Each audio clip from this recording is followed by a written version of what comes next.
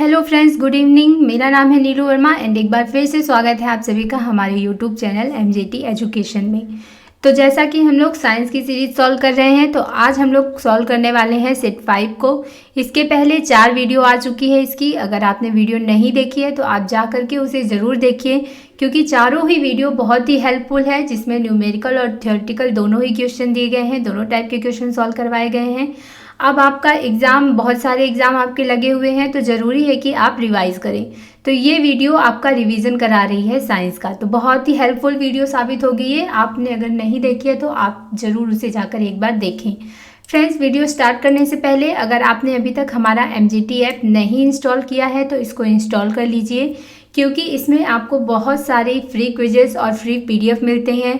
जो ये वीडियो यहाँ आप देख रहे हैं, इसकी भी क्विज आपको इसी ऐप पर मिलेगी, तो आप लोग इसे इंस्टॉल ज़रूर कर लें। इसके अलावा आप अगर ईबुक परचेस करना चाहते हैं किसी मंथ की, तो आपको यहाँ वो भी मिल जाएगा। वीडियो कोर्स यहाँ पे कई सारे हैं, अगर वीडियो कोर्स की ज़रूरत है आपको तो वो भी मिल जाएंगे।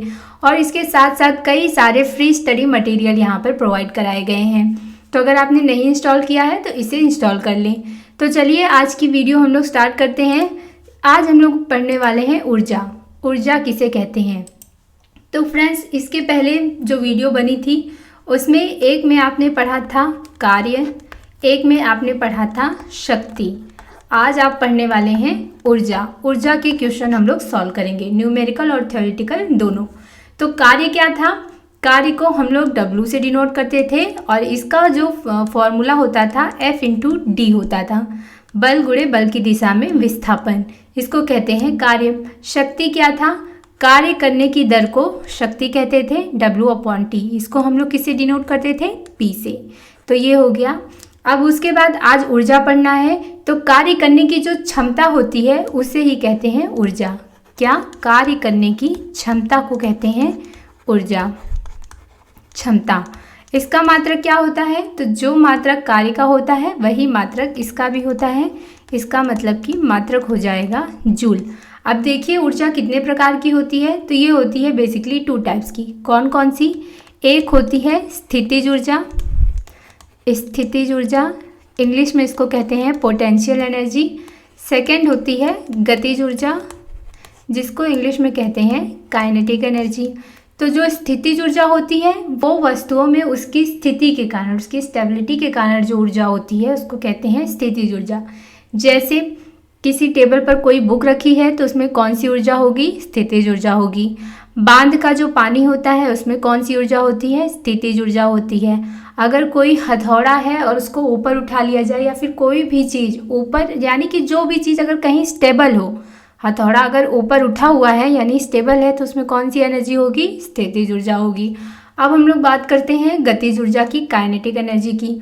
तो वस्तुओं में उसकी गति के कारण, नाम से ही देखिए, आपको नाम से ही पता चल रहा है, स्थितिज में स्थिति के कारण और गति में गति के कारण।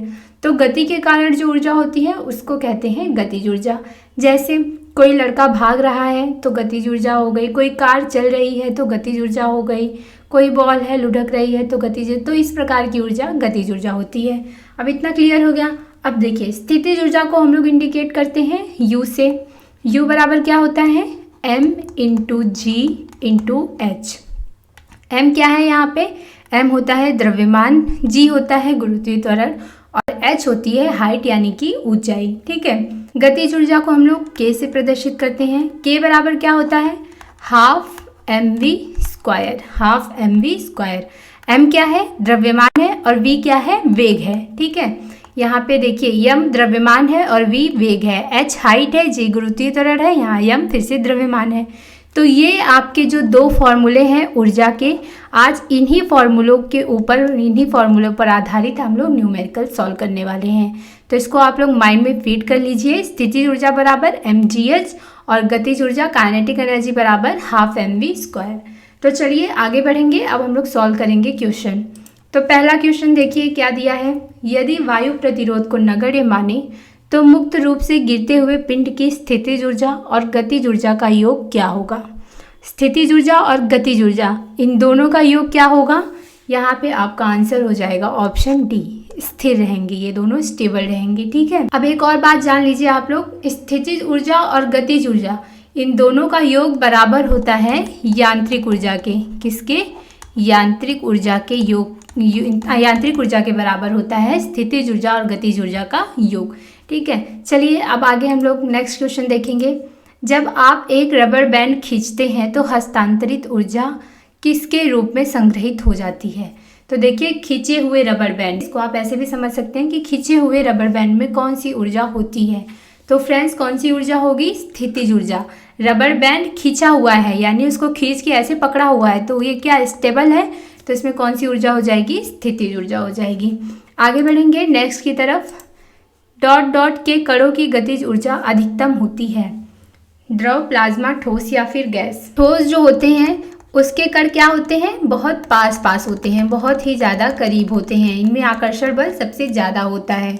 जो द्रव होते हैं वो ठोस से दूर दूर होते हैं, यानी ठोस की अपेक्षा इनमें आकर्षण बल थोड़ा कम होता है। जो गैस होते हैं इसके कण क्या होते हैं? इसके कण द्रव से भी दूर होते हैं, यानी सबसे ज़्यादा दूर दूर होते हैं। तो जब कणों के बीच में दूरी ज़्यादा होगी तो गति भी तेज होगी।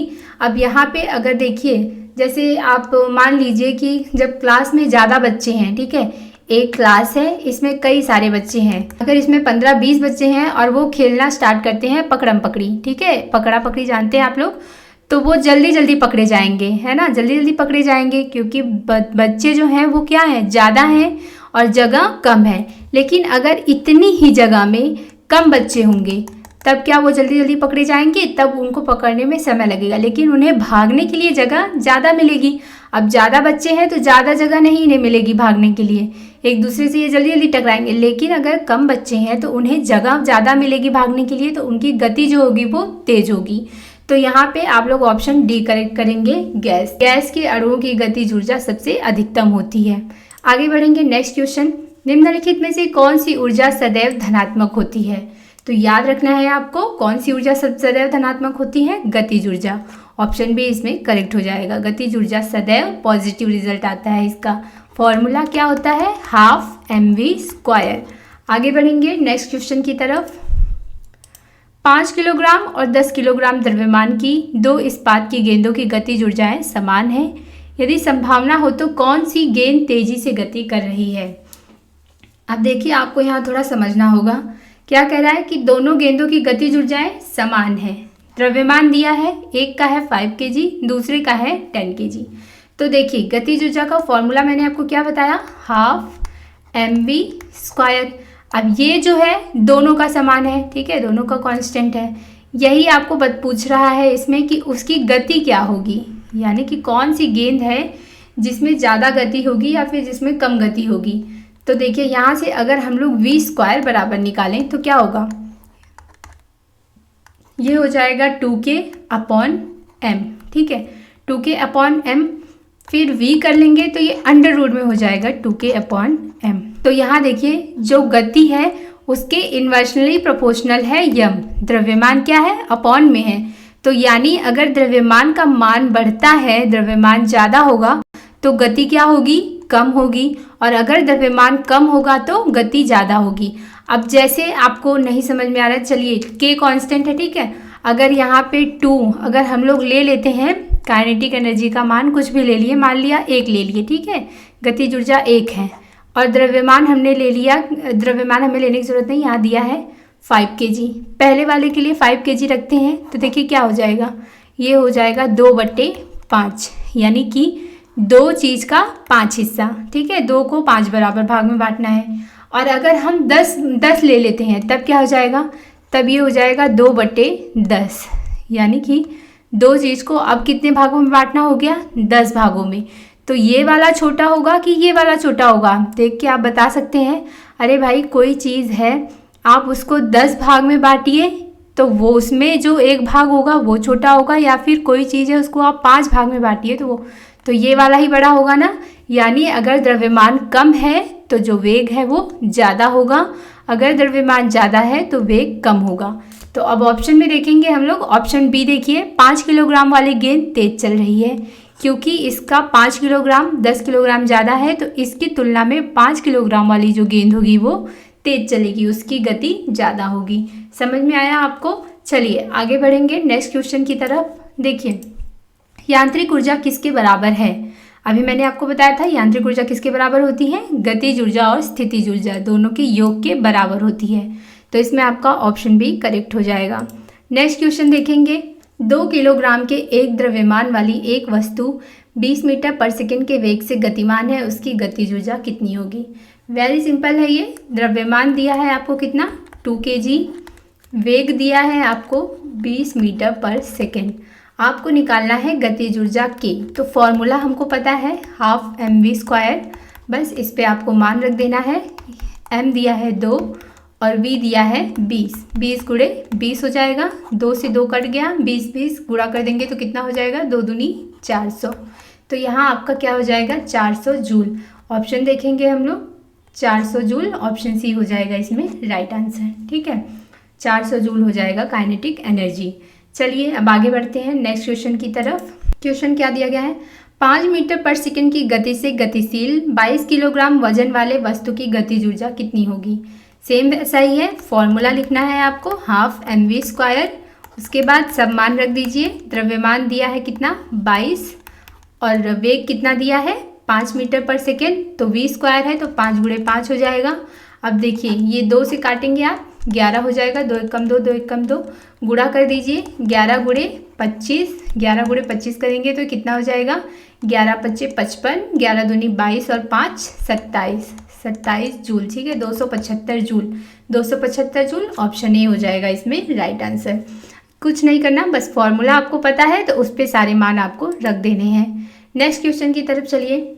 11 किलोग्राम की एक वस्तु जब भूमि से 5 मीटर की ऊंचाई पर हो तब इसमें निहित ऊर्जा ज्ञात करें। अब देखिए सबसे पहले तो आप यहाँ मुझे ये बताएंगे कि इसमें कौन सी ऊर्जा होगी।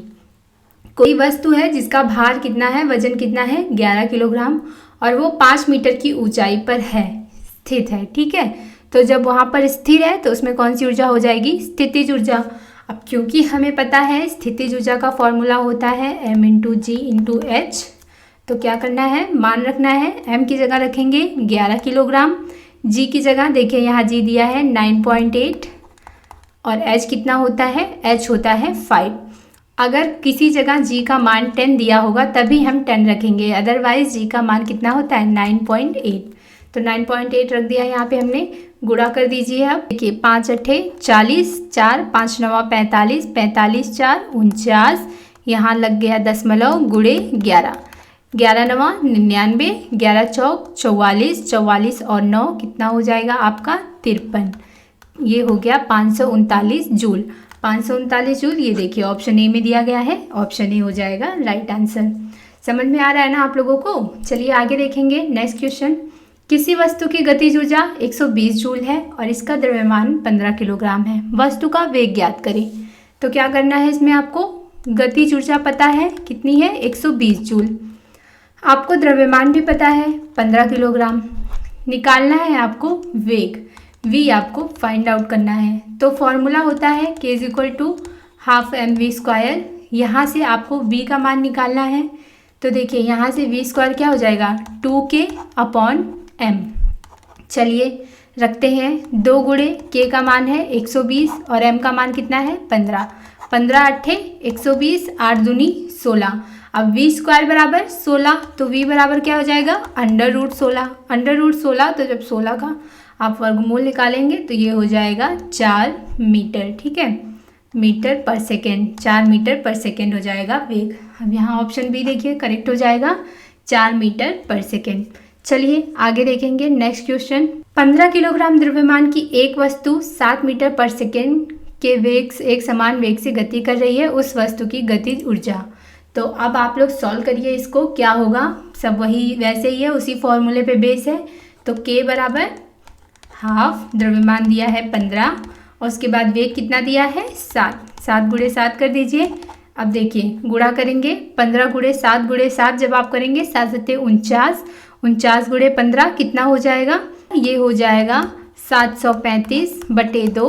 काट दीजिए, 2 3 6, 2 6 12, 2 7 14, 10.25 10। अब काइनेटिक एनर्जी तो मात्रक क्या हो जाएगा? जूल। ऑप्शन देखेंगे 367 ये देखिए मीटर सेकेंड दिया, ये तो होगा नहीं, तो ये रहा ऑप्शन सी 367.5 जूल। मात्रक भी बहुत इंपॉर्टेंट है, मैंने बताया था आपको, तो मात्रक पे भी ध्यान देना है। नेक्स्ट क्वेश्चन देखेंगे। 12 किलोग्राम की एक वस्तु को भूमि से एक निश्चित ऊंचाई पर रखा जाता है। यदि वस्तु की स्थितिज ऊर्जा 600 जूल है तो भूमि के संदर्भ में वस्तु की ऊंचाई ज्ञात करें। ऊंचाई ज्ञात करना है आपको। दिया क्या क्या है? द्रव्यमान दिया है 12 kg, यू दिया है स्थितिज ऊर्जा 600 जूल और जी दिया है 10 मीटर पर सेकेंड स्क्वायर। निकालना क्या है आपको? एच फाइंड आउट करना है। तो यू बराबर होता है एम इंटू जी इंटू एच। तो एच बराबर क्या हो जाएगा? यू अपॉन एम इंटू जी। सब मान रख दीजिए। यू कितना दिया है? 600 जूल, यम दिया है 12, जी दिया है 10। तो ये एक ज़ीरो से एक ज़ीरो कट गया, 12 पच्चे 60। तो ये क्या हो जाएगा? 5 मीटर। कितनी ऊंचाई है? 5 मीटर। ऑप्शन देखेंगे, ये रहा ऑप्शन डी करेक्ट हो जाएगा, 5 मीटर। आगे नेक्स्ट क्वेश्चन सॉल्व करिए। 4 मीटर पर सेकंड की एक समान वेग के साथ चलने वाली एक वस्तु में 120 जूल की गतिशील ऊर्जा होती है। वस्तु का द्रव्यमान ज्ञात करें। सो सिंपल, ये भी वैसे ही है। K is equal to half mv²। Find out करना है आपको m। K का मान दिया है 120, हाफ m वैसे ही रहने देंगे, v² 4 दिया है तो ये हो जाएगा 4 गुणे 4।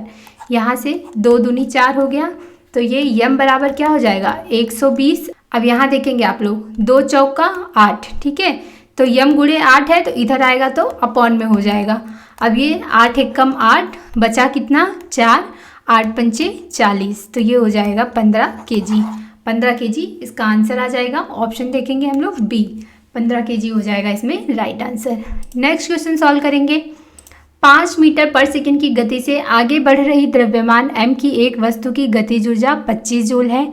इसकी गति दोगुनी हो जाने पर इसकी गतिज ऊर्जा कितनी होगी? तो देखिए, सबसे पहले क्या दिया है हमको? यहाँ पे दिया है मीटर पर सेकेंड, यानी कि वेग दिया है 5 मीटर पर सेकेंड। उसके बाद द्रव्यमान दिया है m, ठीक है, m है द्रव्यमान। गतिज ऊर्जा k दिया है 25 जूल। तो अगर इतना मान हमें दिया है तो हम यहाँ से m निकाल सकते हैं, m का मान। तो क्या होगा? 25 बराबर हाफ m 5 गुणे 5, 5 पचे 25, तो ये इससे कट गया। m बराबर क्या हो गया? 2 किलोग्राम m हो गया। तो अब जब इसकी गति दोगुनी हो जाए, यानी वेग दुगना हो जाए, तो गतिज ऊर्जा पर क्या प्रभाव पड़ेगा? गतिज ऊर्जा क्या हो जाएगा? तो देखिए, तब k बराबर क्या हो जाएगा? हाफ। m का मान हमें पता चल गया 2, और गति जो है, वेग जो है, उसको दुगना करना है, यानी 10, ठीक है, 10 गुणे 10। 2 से 2 कट गया, ये 10 दहा में क्या हो गया? 100 हो गया। तो k बराबर 100 जूल, ठीक है, 100 जूल हो गया आपका आंसर। ऑप्शन देखिए 100 जूल, ये हो जाएगा राइट आंसर। एक तो ये तरीका हो गया, आप ऐसे सॉल्व कर सकते हैं। दूसरा ये भी तरीका है कि आप इस तरीके से इसको याद रखिए कि अगर जो वेग है उसको दुगना किया जा रहा है, वेग दुगना किया जा रहा है, तो गतिज ऊर्जा क्या हो जाएगी? गतिज ऊर्जा 4 गुनी हो जाएगी। और अगर वेग को 4 गुना किया जा रहा है तब गतिज ऊर्जा क्या होगी? तो देखिए, दुगना हो रहा था, दुगना होने पे क्या हो रही थी? 4 गुना हो रही थी। तो अगर जब ये 4 गुना होगी, यानी गुणे 4, तो ये 2 का स्क्वायर हुआ है, तो ये क्या हो जाएगा? ये भी 4 का स्क्वायर हो जाएगा, ये 16 गुना हो जाएगी। इतना समझ में आया? आप इसको ऐसे भी याद रख सकते हैं, अदरवाइज आप फॉर्मूले पे भी रख के इसको निकालेंगे तो भी आंसर आ जाएगा आपका। नेक्स्ट क्वेश्चन देखेंगे। 12 किलोग्राम की एक वस्तु जब भूमि से 5 मीटर की ऊंचाई पर हो तब इसमें निहित ऊर्जा कितनी होती है? तो निहित ऊर्जा क्या हो जाएगी? स्थितिज ऊर्जा हो जाएगी। U बराबर m इंटू जी इंटू एच। यम दिया है 12, जी दिया है 9.8 और एच दिया है 5। सब गुणा कर देंगे। 5 अठे 40, 5 नवा 45, 4 49 गुणे 12 गुणा कर देंगे। 12 नवा 108, 12 चौको 12 36, 12 चौको 48, 48 और 10 कितना हो जाएगा? 58। तो ये हो जाएगा आपका 58 joule, 588 joule. 588 joule option D में दिया है, ऑप्शन डी हो जाएगा राइट आंसर। चलिए अगला क्वेश्चन सॉल्व करिए जल्दी से आप लोग। एक व्यक्ति 2 सेकंड में 1000 जूल का काम करता है, उसके द्वारा खर्च की गई ऊर्जा कितनी थी? अब देखिए यहाँ पे आपको थोड़ा सा ध्यान लगाने की ज़रूरत है। अब तक आपने जो सॉल्व किया वो स्थितिज ऊर्जा या गतिज ऊर्जा के बारे में था, लेकिन यहाँ इस तरीके से भी क्वेश्चन पूछेगा कि एक व्यक्ति जो है 2 सेकंड में 1000 जूल का काम करता है, तो उसके द्वारा खर्च की गई ऊर्जा कितनी थी। तो जो ऊर्जा वो खर्च कर रहा है वो शक्ति के रूप में कर रहा है ना, उसकी पावर है वो, ठीक है। तो पावर बराबर शक्ति बराबर क्या होता था, P बराबर होता था W/T, यानी जो काम कर रहा है वो और जितने टाइम में कर रहा है वो। तो 1000 जूल का काम करता है वो कितने टाइम में, 2 सेकंड में। काट देंगे, ये हो जाएगा आपका 500 वाट, 500 वाट, ठीक है। 1000 में जब 2 से भाग देंगे तो 500 हो जाएगा, 500 वाट, 500 वाट ऊर्जा वो खर्च कर रहा है। तो यहाँ ऑप्शन सी करेक्ट हो जाएगा। चलिए अगला क्वेश्चन सॉल्व करिए। किसी निश्चित ऊंचाई पर गतिमान किसी वस्तु के वेग को 4 गुना बढ़ा दिया जाए तो उस वस्तु की स्थितिज ऊर्जा में क्या परिवर्तन होगा। अब यहाँ पर थोड़ा सा ध्यान देना होगा आपको। यहाँ पूछ रहा है कि किसी निश्चित ऊंचाई पर गतिमान किसी वस्तु के वेग को 4 गुना बढ़ा दिया जाए तो उस वस्तु की स्थितिज ऊर्जा में क्या परिवर्तन होगा। क्या पूछ रहा है, स्थितिज ऊर्जा, ना कि गतिज ऊर्जा। तो गतिज ऊर्जा बहुत से लोगों के माइंड में चलता रहता है, वेग, क्योंकि वेग बढ़ा रहा है, गतिमान वस्तु है, तो लोग यहाँ गतिज ऊर्जा समझ सकते हैं। तो क्या करेंगे, लोग कहेंगे कि जो उसकी गतिज ऊर्जा है वो 4 गुना वेग बढ़ रहा है, तो गतिज ऊर्जा कितनी, 16 गुनी बढ़ेगी। अभी मैंने आपको बताया था। तो स्थितिज ऊर्जा में क्या प्रभाव पड़ेगा, वो जो है वो फिक्स रहेगी, नियत रहेगी, उस पर कोई प्रभाव ही नहीं पड़ेगा, क्योंकि जो भी यहाँ पूछ रहा है, जो भी दिया गया है, सब गतिज ऊर्जा के बारे में दिया गया है। गतिमान वस्तु है, उसका वेग बढ़ाओ घटाओ, उससे स्थितिज ऊर्जा पर क्या प्रभाव पड़ेगा, कोई प्रभाव नहीं पड़ेगा। तो स्थितिज ऊर्जा नियत रहेगी। इसमें आपका ऑप्शन ए सही हो जाएगा। अब देखिए, बहुत से स्टूडेंट को डाउट होगा कि 16 गुना कैसे बढ़ेगा, तो इसको आप सॉल्व कर सकते हैं। काइनेटिक एनर्जी हाफ mv² होती है, ठीक है। जब आप वेग को, यही v है, जब इसको आप 4 गुना बढ़ा देंगे तो ये क्या हो जाएगा, हाफ m 4v² है ना, 4v² हो जाएगा। तो ये हाफ m, 4 चौक को 16v। अब ये 16 आप आगे लिख दीजिए, 16 हाफ mv², ठीक है, 16 हाफ mv²। और यहाँ देखिए हाफ mv², ये आपका k1 है, ये k2 है। तो जो k2 का जो मान है, जो k2 आया है, क्या इसको लिखा जा सकता है 16 k1। भाई इतना मान तो k1 के ही बराबर है। तो देखिए, जो अगर वेग जितना था, वेग जो गतिज ऊर्जा थी, जब वेग को 4 गुना बढ़ा दिए तो जो गतिज ऊर्जा k2 आई वो पहले वाली गतिज ऊर्जा की कितनी गुनी हो गई, 16 गुनी हो गई, ठीक है। तो इस तरीके से अगर गतिज ऊर्जा यहाँ पूछता तो वो 16 गुना हो जाती, लेकिन स्थितिज ऊर्जा पूछ रहा है तो उस पर कोई भी प्रभाव नहीं पड़ेगा। चलिए आगे नेक्स्ट क्वेश्चन सॉल्व करेंगे। बारिश के दौरान ऊर्जा का किस प्रकार का परिवर्तन होता है। तो जब बारिश होती है तो जो बूंदें गिरती हैं वो ऊपर तो स्थितिज ऊर्जा होती हैं, लेकिन वो जब नीचे आती हैं तो वो गति करते हुए आती हैं। तो यानी कि स्थितिज ऊर्जा गतिज ऊर्जा में परिवर्तित होती है। क्या होती है, स्थितिज ऊर्जा गतिज ऊर्जा में कन्वर्ट हो जाती है। ऑप्शन डी हो जाएगा इसमें राइट आंसर। नेक्स्ट क्वेश्चन देखेंगे।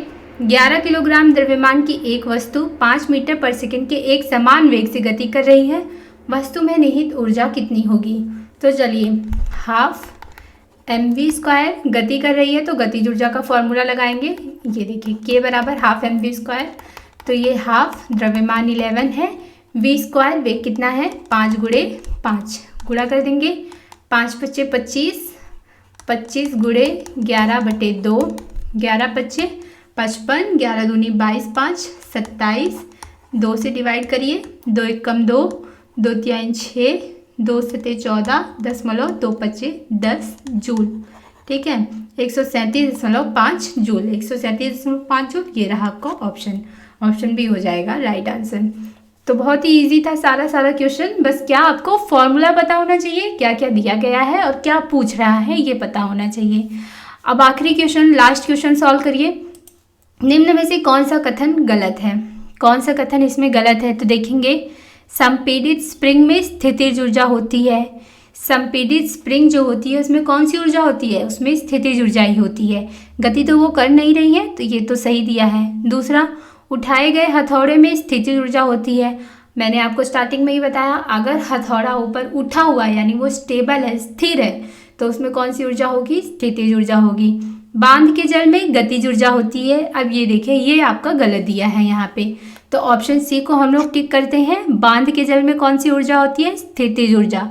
देखिए सारे ही पॉइंट इम्पॉर्टेंट है, एग्जाम में इस तरीके के क्वेश्चन पूछे गए हैं। उठाए गए हथौड़े में कौन सी ऊर्जा होती है, बांध के जल में कौन सी ऊर्जा होती है, स्प्रिंग में कौन सी ऊर्जा होती है। तो ये आपको याद रखना होगा। पहली बात याद रखने की जरूरत नहीं है, आपको बस समझना होगा कि अगर वस्तु स्थिर है, स्टेबल है, तो उसमें स्थितिज ऊर्जा होगी। अगर गतिमान है तो गतिज ऊर्जा होगी। तो बांध का जो जल है वो स्थिर ही तो रहता है, तो उसमें कौन सी ऊर्जा होगी? स्थितिज ऊर्जा, ना कि गतिज ऊर्जा। गतिशील कार्य में कौन सी ऊर्जा होती है? तो गतिज ऊर्जा होती है। ये भी सही दिया है, तो इसमें आपका ऑप्शन सी राइट हो जाएगा। फ्रेंड्स, ये तो हमारी सीरीज जो थी इसमें सारे ही क्वेश्चन, हर टाइप के क्वेश्चन मैंने इंक्लूड करने की कोशिश की है।